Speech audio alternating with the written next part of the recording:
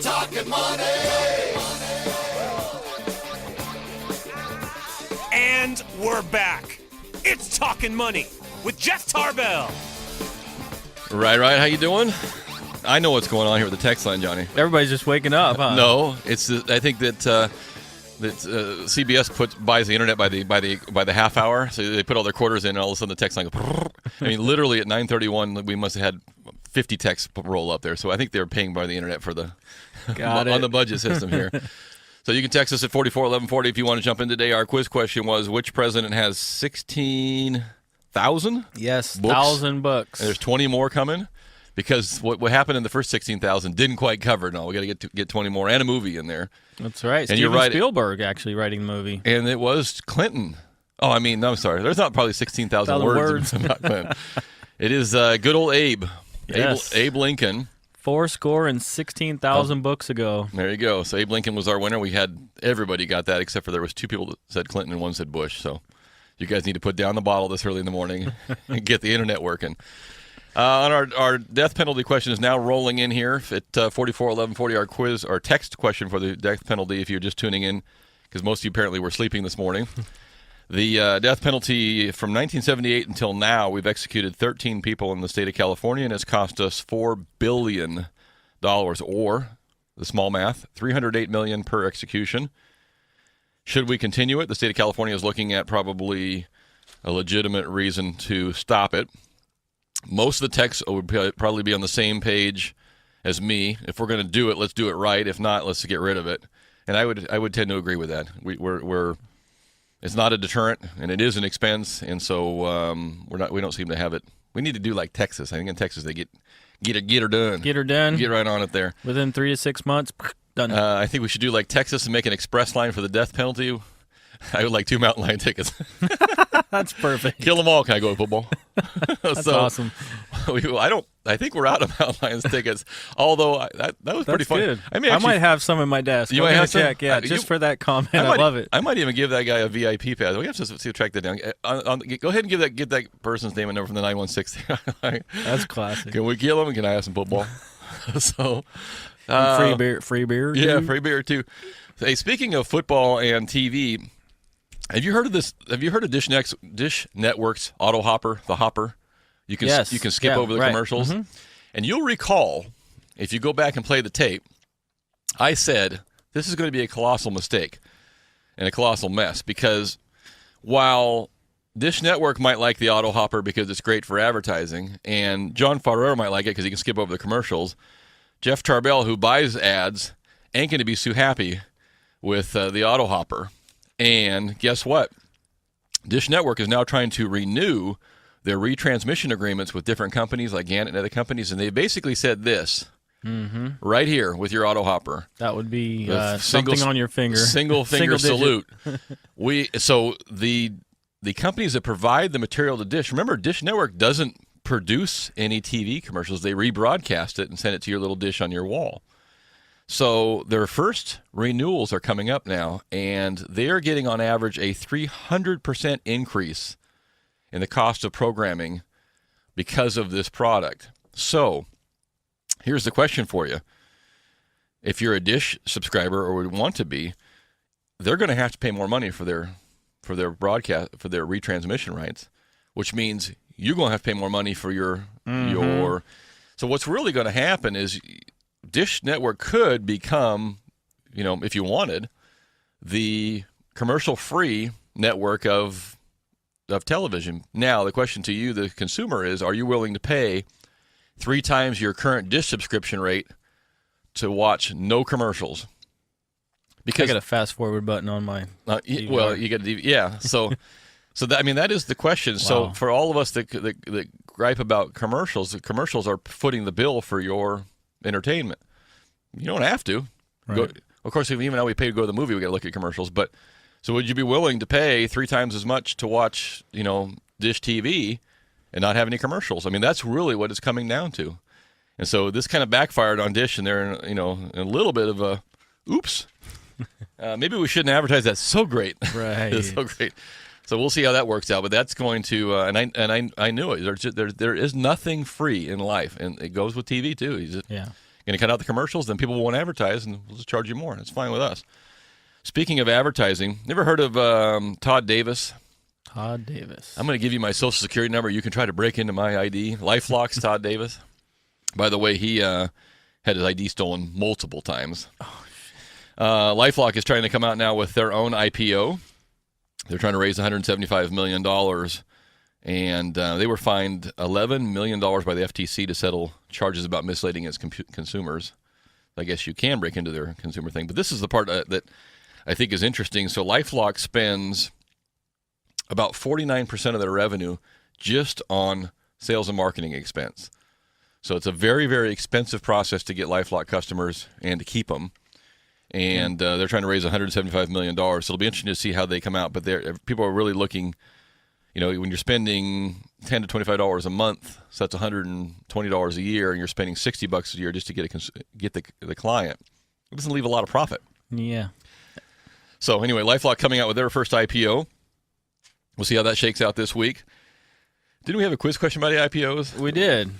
Are we going to roll that too, or let's just talk about it? Okay, yeah, let's just do that. So pretty interesting. So and there's the two of them came up together. So the article that I caught was the Silicon Valley Stock Funk, and it was really a real estate article saying, man, we expected all of these high-end homes to sell. We had all these people in contract that were going to buy $2 to $4 million homes.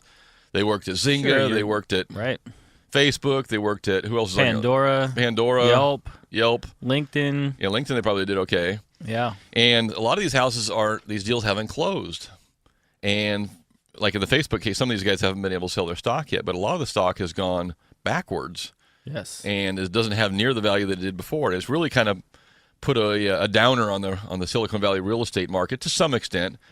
We were going to use it as a quiz question today, but give us the winners and losers there, because there was some surprising. So Facebook is the most obvious one. So how much are they off in terms of size? Yeah, they're down 45%. Okay. Zynga's down 79%. Groupon down 77%. Yeah, those two are big.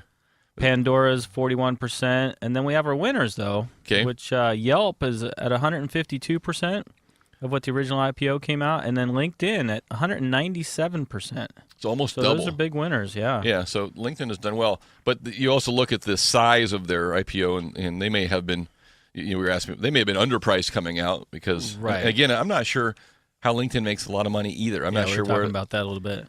Where their income comes from. I don't think it just comes from $30 subscription fees, but maybe it does. But you can probably do some other. Nothing's free. Nothing free. And speaking of money, this was a very interesting. So here's a question for you, John. Would you go to jail for 40 months, prison, not jail, prison for 40 months, if you were going to get $104 million when you got out? Would you do it, Chris? Wow. Go to prison for 40 months for $104 million? I would do it for $104.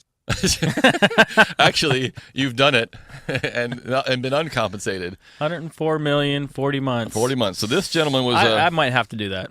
Just, I don't know. 3.5 years of. 3.5 years of prison now. Yeah. Not solitary confinement. Soap and what stuff. What type of prison? Huh?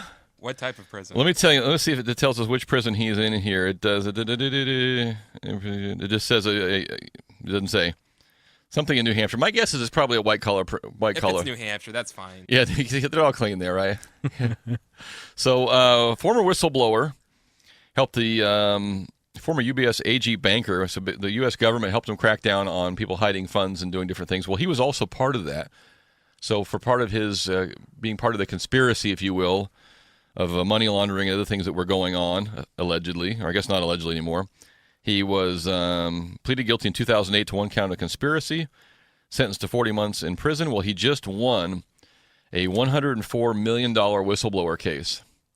So it was his information that led the U.S. government to find out about tax evasion tactics overseas. He got $104 million for that. Wow. So that's a nice payday when you get out. People already texted me, and I haven't even asked. Yeah, I do that for the money. Well, clearly, short of, let's see, $104 million, so 40 months. So let's say he probably only has to do, let's say he does all 40 months or 3 years of it. So that's roughly $30 million a year, $33 million a year. It's not bad. That's some pro money. Some pro money, yeah. So I know my family would sign me up for it. Yeah, absolutely. You're going. Bye, Dad. Yeah. And then when the $104 million check, could you just keep him there, please? Because he's gonna. So yeah, so 40 months in prison for $104 million. That'd be a long 40 months, but that would be exactly. I was thinking the same thing. Big boat when you got out of there. So good news is no Disneyland for 3.5 years. That's true. That's true. Now, if you made me go to Disneyland for 40 months, I would not take the deal. Every day? Every day for 40 months? I wouldn't do it. I wouldn't do the deal. I'd rather do the solitary confinement than do Disneyland for 40 months straight. That's for darn sure. Interesting note came out of the we're all in the stocks and the markets here. This is the first time since 1981. That's a long time. The first time since 1981 that the market has gone year over year with losses in terms of withdrawals from the fund. So people are not putting their money or keeping their money in the stock market. Even though the indexes have doubled in value since March 2009, investors have yanked out a net $138 billion from mutual funds has gone out of the market. $138 billion in money has gone out. So the first time since 1991 that investors have pulled money out of the stock market for more than 1 year at a time. So there are people that believe that maybe that's not the best place for their money anymore. And this happened in the 30s, it happened in the 70s, and it happened again in 2000, in the mid-2000s, where there's been significant declines. Major losses have just turned people off from putting their retirement nest egg in the stock market. So do you have money in the stock market right now? Do you have any trust in the market's going to continue? Where do you sit there? And where else do you put your money? Well, there have been a lot of people moving their money to real estate. Sure. I mean, they're trying to. Gold. Some commodities, things you can hold on to. Boats. I think you got to put your money in a boat. You put your dollar in a boat, you got 40 cents left if you're lucky. So. That's right. And if you're thinking about kind of like the stock market, if you're thinking about remodeling your house, then that's another story. And by the way, I didn't talk about that much today because we got some of our permits have come through now. We're getting heavy into the remodel. The next time I talk about that in any form at all, just take a bat right across the back of my cervix or my cervix. That's a problem if you have a cervix. That's the part of my brain in the back there where the cervix doesn't exist.